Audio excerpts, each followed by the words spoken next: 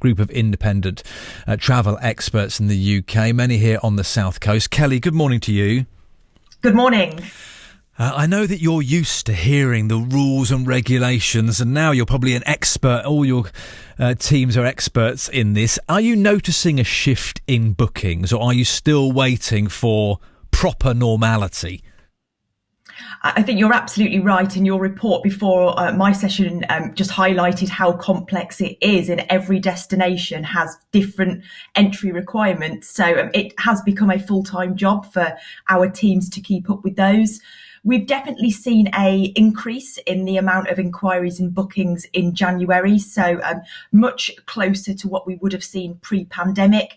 However, we do still have a lot of hurdles to jump over. Today is obviously another loosening of the rules, which is fantastic news, and that is all going towards building customer confidence. But we do have some really complex entry requirements, as your report highlighted, around some of those key destinations, particularly for half term.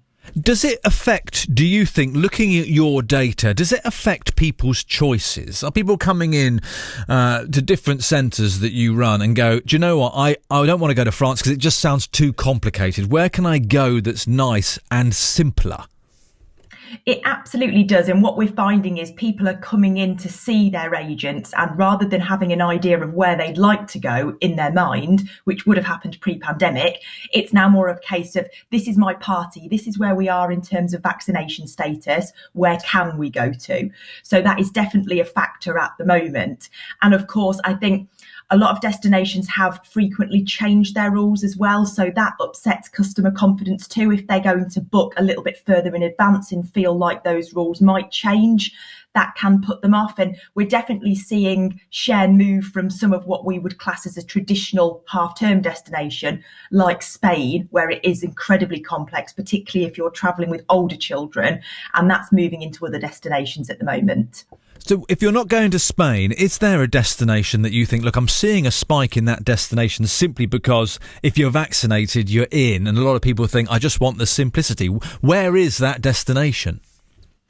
Well, it's mixed depending on who's in your party. So if you are travelling with people that are unvaccinated, we're generally seeing more people lean towards destinations like Madeira, which have announced yesterday that you can now enter with no test if you are unvaccinated as well. If you're travelling with children, it becomes more complex depending on their vaccination status. But generally what we're seeing is people leaning towards Portugal, Madeira. The US is still selling well, Dubai, those kind of destinations, and Turkey at the moment. Talk to me a little bit about footfall coming into your centres. You've got a huge travel partnership. The Advantage Travel Partnership is huge right there across the country, loads of them on the South Coast.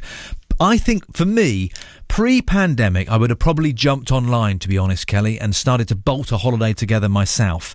Once I get my confidence up, I can see myself going into an agent because I just think I need that extra protection, someone who's done it, someone who understands the rules. Are you seeing more people, new clients coming in than perhaps you were before the pandemic? Yes, all of our agents are reporting that, and particularly in the younger demographic, which potentially would have been one of those that would have had a tendency to book online. So we are seeing that. Also, a lot of our agents are being really hands-on with helping the customers with booking testing, with paperwork. So it's that full service. But I think more than anything, it's the knowledge. And when things are complex, what you really want is to go to an expert and somebody that you know will be able to guide you through getting on holiday, enjoying your holiday, and getting back. So we're definitely seeing an increase in footfall, but also an increase in inquiries in general. So a lot of our members also operate remote appointment services. They liaise with their customers via social media. So it's not just necessarily people coming into store now either.